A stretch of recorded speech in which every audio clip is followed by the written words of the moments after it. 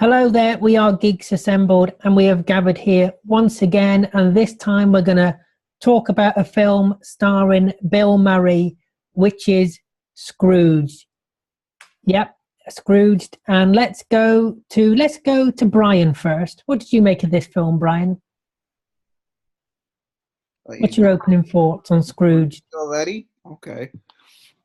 Well, Scrooged.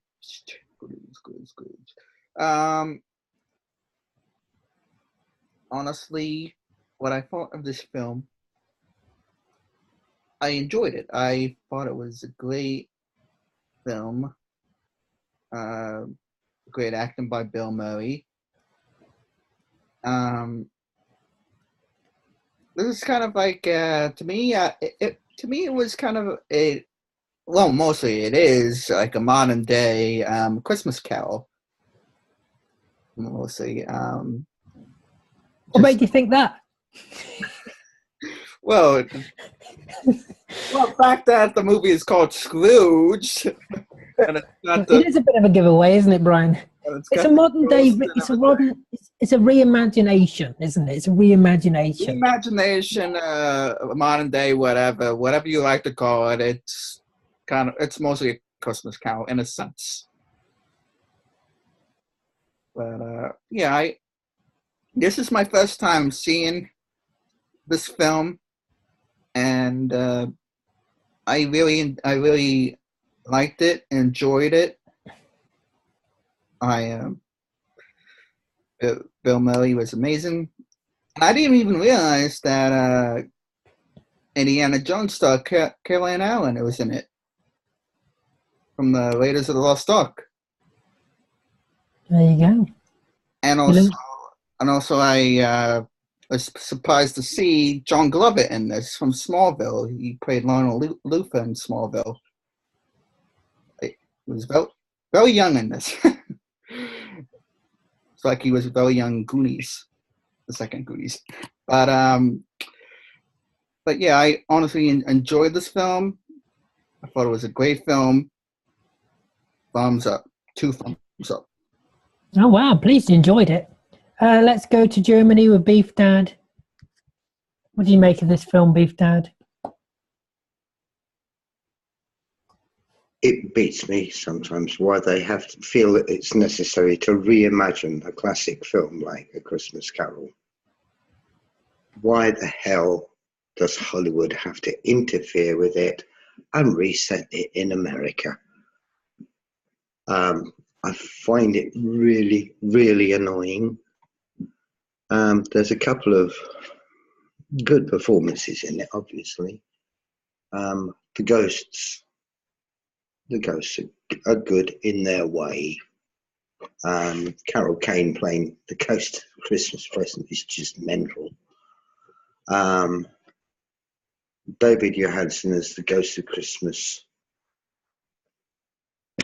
Was it Christmas Past he played?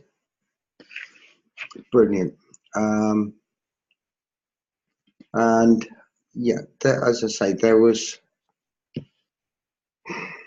a couple of good moments in it, but Christmas morning, he looks out the window, he sees a kid out in the snow and sends him off for a goose, which I know is more popular, seems to be more popular at Christmas in America than turkeys. Strange, those Americans. So, yeah.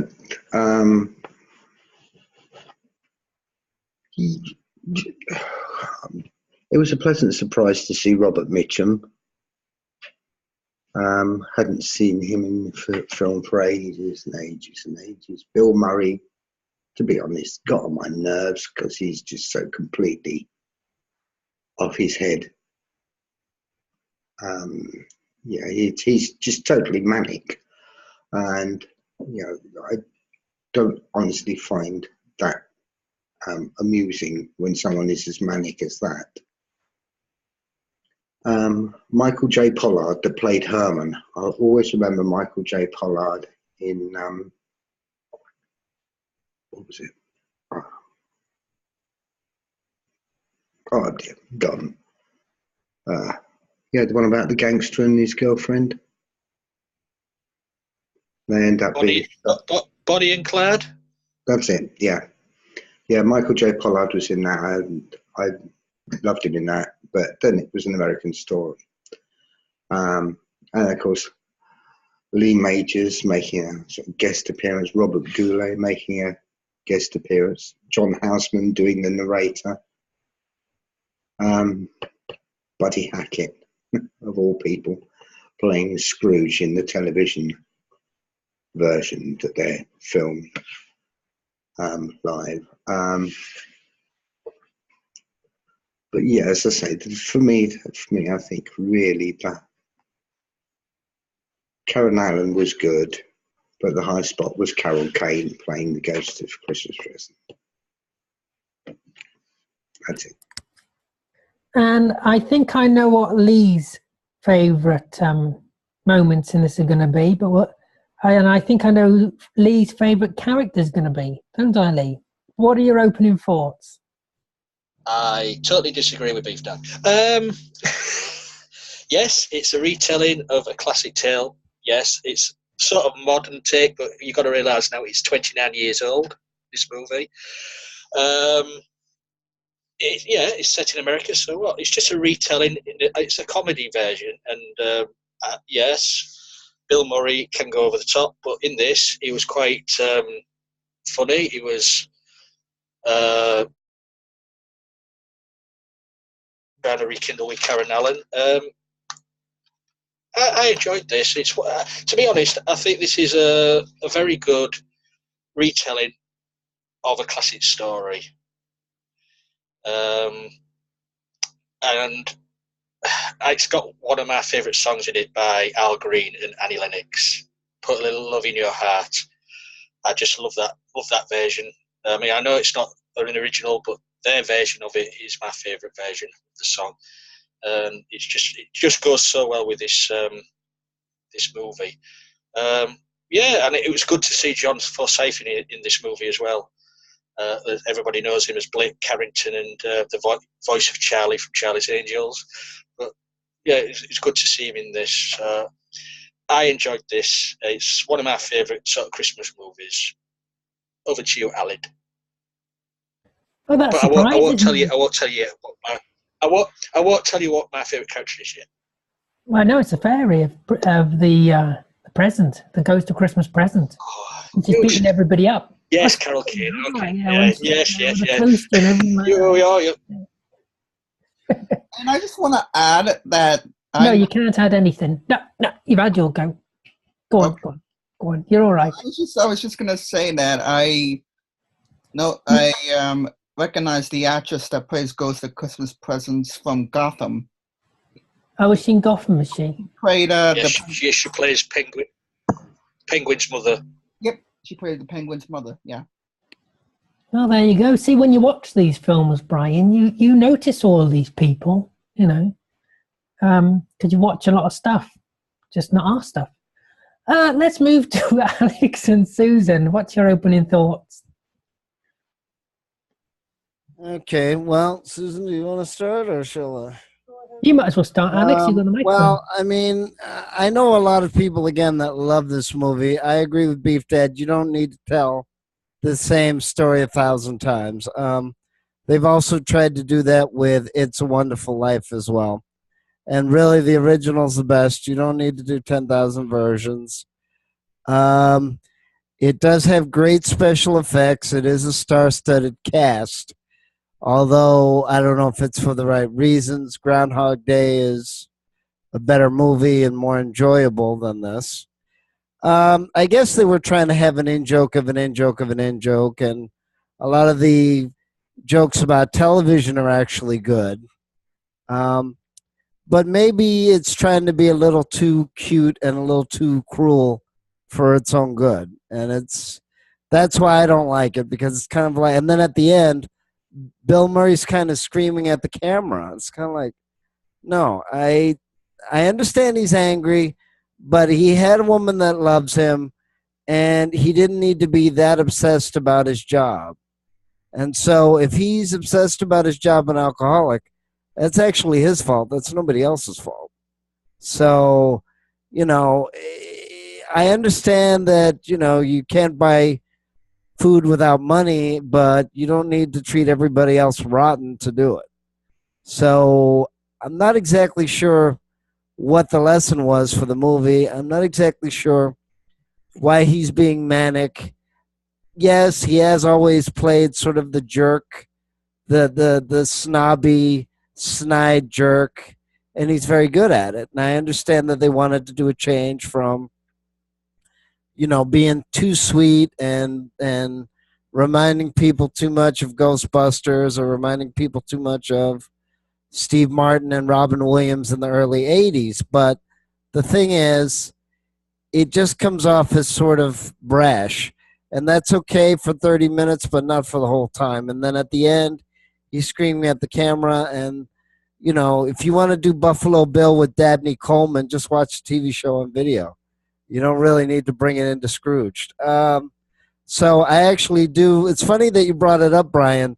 2 thumbs up, because Siskel and Ebert had the same complaints, and I agree with them about the movie, that you really didn't need to do another version. Bill Murray's too manic and too angry in this. So I appreciate that they were trying to do something different. I appreciate that there was a romantic angle. I appreciate that they were making fun of TV, but they also should have made more fun of movies as well. They should have covered more if they wanted to be that angry about it and talk about it. But regardless, that's the whole point of being a human being, is that you're supposed to be complex. So part is nice, part is mean, part is nasty. I never did understand why Carol Kane had to go beat him up. That always turned me off. So I'm not quite sure. Now if he was beating up women in the movie, then I understand that, but otherwise I don't. And I don't think even he would be doing that. So a lot of the movie, it's a little bit jarring. And like I said, I know they didn't want to be sickly sweet, but there's a way of making fun of it without being nasty. And I enjoyed, like Beef Judd said, the Carol Kane as the second ghost, and I like the imagined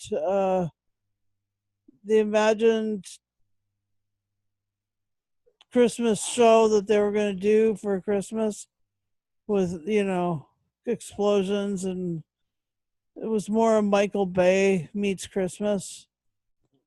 And then the fact that it changed to a down-home, heartwarming one at the end, that's pretty amazing too. So that was fun, and it's a pretty festive movie. Well, I must be very, very ill, or there's something very, very wrong, because for the second time in a row, in the same night, I've got to agree with Beef Dad and Alex. And that doesn't happen very often. But I actually wasn't that keen on this film. There were some good moments, and it's the first time I've seen it. And I think it starts off well, but I think it kind of gets worse as it goes along. And I don't think the ending is that good. The speech at the end was a bit rambly and a bit, I really thought they were going to have this really good moment, and it just didn't feel like it actually came together. I actually, like when you watch a good film, and then the ending, it all comes together, and I didn't think that happened at all.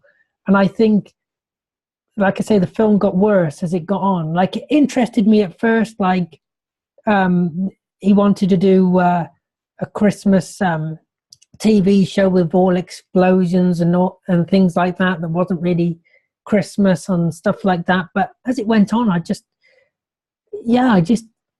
liked it less and less. I thought when I turned it on, I thought, oh, I'm going to like this. I watched the first 10 minutes, 15 minutes, and I liked it. And then it just derailed for me. There are good scenes, though. The scene with the restaurant, that's quite good. There's a lot of comedies that do that make jokes similar to that in restaurants, so that's quite good. I know Lee loves the present day fairy when she's beating him up and stuff like that and battering him. So yeah, I think let's go into everybody else's favourite moments. Even though I just mentioned Lee's. All right. Well, I've got there is actually a Donald Trump joke about the tower. Jokes about the tower. No, he doesn't. Yes, he does when he's in the underground bit and he can't get out. With the door. That's not a joke. That he just says that isn't that Trump Tower. That's it. That's all he does. Well, every mention of Trump now is a joke, I'm afraid. Because it's what's to come, isn't it? Back then they had no idea. True, very true. I like loads of this in this. I mean, where the stapling antlers on mice. That was. That was also the. I mean, I like the ending. I mean, you say it didn't come, but the ending where they're all singing to the camera and everything. I enjoyed that. I didn't. Well, everybody's got a different opinion, I suppose. But yeah, for me, it works. It works well. I mean, it's a retelling of a classic, but it's not an exact copy. This is what I like about it. You know what I mean? It's a comedy. It's not serious as A Christmas Carol. I prefer the Muppets. Well, yes, well, you are one gonzo. Oh. Oh, there's a fighting talk now. Well, but it's a love story between Bill Murray's character and Karen Allen's character, which is a brilliant story. No, it's not. Yes, it is, Alan. What are you talking about? What's your favourite moments then, Brian? My favorite moments. Let's see. I think my probably favorite moments of the film would have to be when Bill Murray's character, I think when he goes to, I think when he actually meets, pretty much like when he meets most of the ghosts, yeah. Like when he meets the ghosts, because you get to see him like freak out and bug out, like freak out and react to the arrival of the ghost. Like when he meets his dead boss at the beginning, before he actually meets the three ghosts. I think that was good. Yeah, that was good. And as the movie goes along, when he meets all the other ghosts, like when he's at the restaurant, he freaks out because he sees an eyeball in the glass, and the man on fire. The man on fire, and then when he's about to leave, he throws a thing of ice water onto the waiter.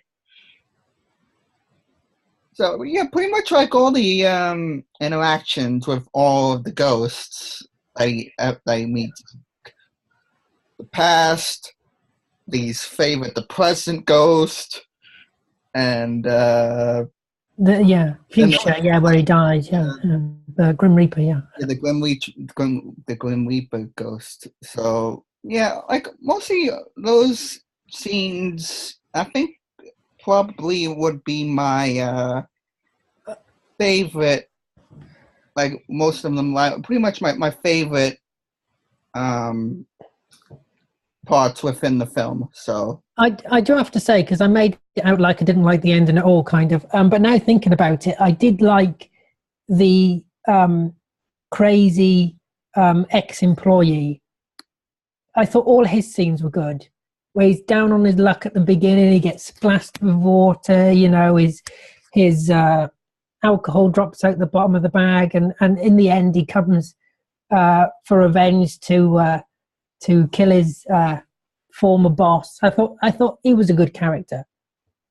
Yeah, but and what does he get? And what does his boss give him? A little blow on the belly. Yeah. Everybody deserves one at Christmas. That to me, that's a disappointment. Let's go. Let's go.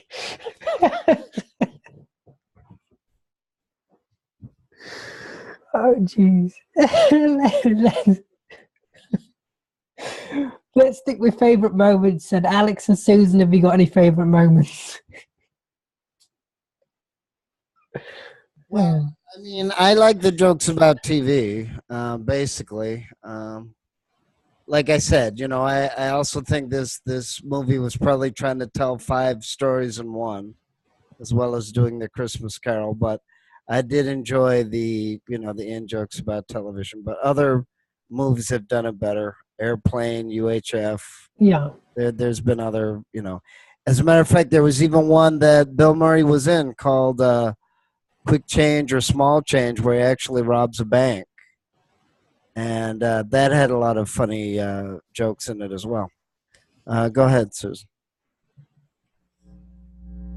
I guess my favorite bit was, I thought it was cute where the character, the down on your luck character, gets splashed.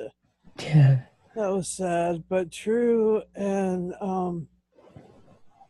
yeah, so that was a good one. I agree with Lee on that. And I don't know. Other than that, I'm really not too sure. And Beef Dad, any favourite moments? Yes.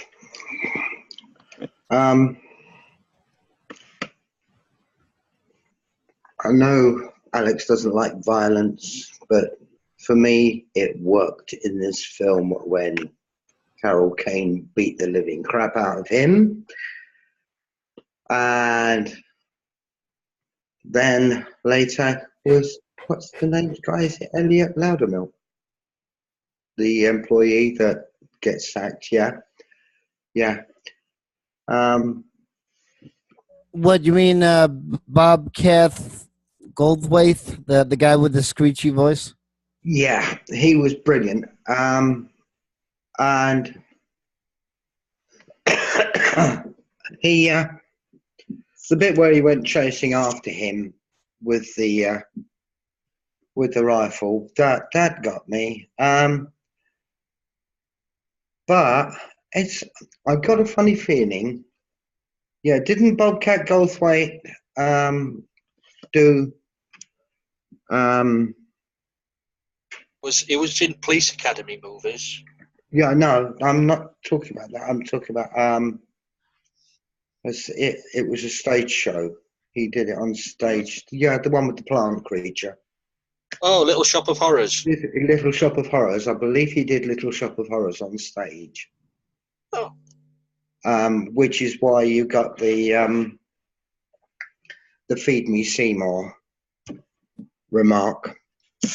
But yeah, I like that bit where he went completely mental with the shotgun. That amused me. Those 2 bits basically were with Bill Murray getting smashed to bits. Yeah. And that's about it. Anyone else have? Yeah, Lee? I particularly like the woman who keeps getting hit by things on the studio floor. And she's in bandages by the end. Yeah, no, that was. Yeah, and then she sees the mistletoe. She just jumps on the guy. But you see little things like that. I think there are little things throughout it. Yeah. It is, for me, it's a cute movie. I like it. And anything what's related to Annie Lennox has got, and she does the song with this. I love Annie Lennox, so for me, it gets a thumbs up. I think the biggest problem I have is actually Bill Murray's character. Bill Murray's character is probably what I don't like. Maybe. And well, Bill Murray's a take him or leave him actor, really. Either you like what he does, or there's no middle road with Bill Murray. Either you like him or you don't. He's a bit like Marmite, yeah. Yeah. So does anyone else have anything to add? Anyone want to say favourite characters, or do they think they've said enough? Well, I did like that. Bill Murray's father brought him home a piece of veal for Christmas. Oh yeah, in the past. Yeah. I wanted a train set. Yeah. He's got a man up and stuff like that. Yeah. Anybody else want to throw in some favourite characters? If not, we'll wrap it up.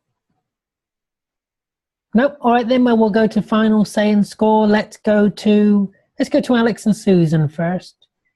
Final say and score. Sorry, Alex, to interrupt your telling viewing. That's all right. No, that's fine. Yeah, like it's not that it's a bad movie. I think it's just, again, it's a reimagining, and I understand it was the 80s, and they do have good special effects, and they do have a great cast. It's kind of hard in a movie sometimes to try to balance 20 elements in a row, and I think that's probably what the issue is here. But like I said, I did enjoy the jokes about television. They should have gone further and sort of winked in the audience about it being a movie. And again, it also ruins it because he's screaming at the camera and Feed Me Seymour as well, which I understand. Now they would say meta probably, but he's trying to do an in-joke to Little Shop of Horrors. But I mean, again, I watch intelligent stuff about TV and movies all the time, and if you take it too literally or if you take it too seriously, that's bad as well. However, I think there was a lot of moments as well that they were a little too violent or a little too serious. But again, it's an 80s movie. They're trying to throw everything at the kitchen sink and see what sticks, and that's probably, maybe they thought if they did it more manic that it would be more impressive than Ghostbusters. And yes and no. Ghostbusters had its own in-jokes, and it had its own jokes. And I think that's why it worked. Plus, you had more characters than Bill Murray, and he wasn't necessarily the star of the movie in that Ghostbusters. But like I said, you do sort of have to take him or leave him. I did like him in Charlie's Angels, the new version, not the sequel. As Lee said, John Forsythe was also in the movie as well. I did like Wild Things, which Bill Murray was a lawyer, and I thought that was great. So he can be very good in small parts. He can be very good in big parts. I think probably he has such a big presence and a big voice that it's probably more enjoyable, unless you're a big fan of his, to have him in small parts. That being said, I wouldn't worry about his parts. Yeah, I did. Right, I did like him in Lost in Translation as well. So it's not that I'm not a Bill Murray fan, but I never was a huge fan of Caddyshack, and I know a lot of people that love that movie and his character in it. Lee, not so much. I'm a Bill Murray fan. I'm a fan of all of those first string Saturday Night Live people, as well as the first string Second City, as we were mentioning earlier. I enjoy the heck out of this, but I really enjoyed the. Yeah, that's pretty much all I have to say. Never mind, that's it. And let's go over to Lee. Actually, let's go to Lee. What's it? This is final say and score, is it? Yep, final say and score. Well, the message of the whole movie is in. There was a message. The message in the whole movie is in the title of the theme song. Put a little love in your heart. That's what it was all about. Really, I didn't get that from it. Yes, no, because Alex mentioned that he didn't get the message of the movie earlier on. And we didn't get the message, apparently, that we were supposed to score this. So I'll give it 7 out of 10. And here's Alex. He's going to give his. I Really didn't quick. even We're interrupting you. Yeah, 8. I'd give it an 8, but like I said, I love the in jokes. Okay, let's go back to Lee. It's mutiny. Lee, are you there? Are you there, Lee? Yes, I am here. Yeah, yes, I'm here. Back to your final say and score. Yeah. Sorry, we just got overtaken by Radio Susan. It's common. What did I say? Oh yeah, the score for me. I was quite surprised with Alex's score there. He scored it quite high. I'm amazed as well. I'm giving it an 8.5. I do like this movie. I could watch this once a year again, nearer the time of Christmas. So, yeah, you know, the spooky thing about this as well, we just reviewed a film in the year that Brian was born, and we're actually reviewing this film in the year that I was born, which is 1988. You liar. Now, I was born 1988, which makes this film 17 years old. Who can believe it? Someone didn't score high in the math exam, did they? Well, don't bring that up. It's harsh to Brian. Oh, jeez, that's cruel. What? Go on the naughty step, Lee. Let's go to Beef Dad. Or Lee's on the naughty step. Final say. And score, yeah. I've seen better. And what about the film? And to be perfectly honest, I know it has been remade. A Christmas Carol was remade with Patrick Stewart, but they stuck to the original story. This is a mashup, and I don't like mashing up classics. I find it insulting to the man who wrote it originally.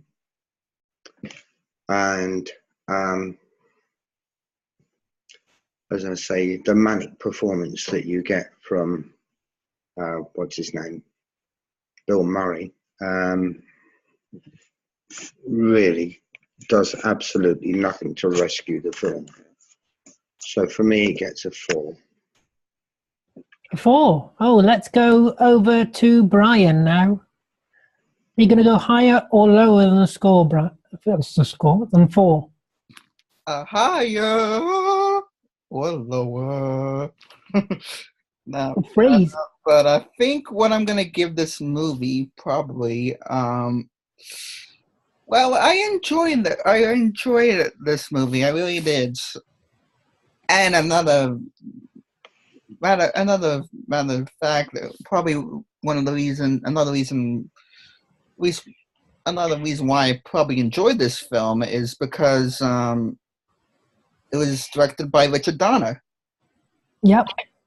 I like Richard Donner, and I mostly enjoy his films, at least the ones I've seen, like Superman 2, director's cut, because he wasn't really involved with the second one. Goonies, Lethal Weapon, and everything. So, and now I've seen this one, which is pretty damn good. I enjoyed it. So I would probably have to give this movie a 10 out of 10, Aled. A 10 out of 10, wow. Brian, can I ask you a question? Who wrote A Christmas Carol? Charles Dickens. Lee, do you want to speak, or are you waving down taxi or something? I just want to point out, this is not a remake of A Christmas Carol. It's based on. No, it's a reimagining, a retelling. It's like a 1980s. based on, yeah. 1980s. It's not a. I'm just saying this because of what Beef Dad said. It's not a remake. As he kept on about, as he's going on about Patrick Stewart's version. Yes, they based it on the original book. This is not. This is a retelling in that era in the 1980s, based as a comedy. That's all I want to say. But back over to you, Alid. I think of it as a modern day version of A Christmas Carol. Modern day, like 30 years ago, though. Well, yeah. Well, you know what I mean, like a modern day for that time. Yeah. And now to me, well, I'm not going to score it as high as Brian, and I'm not going to score it as low as Beef Dad, because there are bits that I found really funny and I really enjoyed, but then there's other bits that I didn't like. And for that reason, I think I'm going to give it a 6. I'm going to give it a 6 for that reason, because it's kind of in the middle of, there's things I like about it, and there's things that I don't like about it. And when I weigh that up, it can't be lower than Beef Dad, but it can't be up there like Alex or Susan or Lee. It's going to be a 6. Anyway, I'd like to thank everybody here for joining me. I'd like to thank you for watching. Don't forget to check out our Facebook page, the Geeks Assembled Facebook page, and the Geeks Assembled YouTube channel, which you can link to. Hit that subscribe button. Look after yourself. Take care, and we'll see you in the next video. Bah humbug.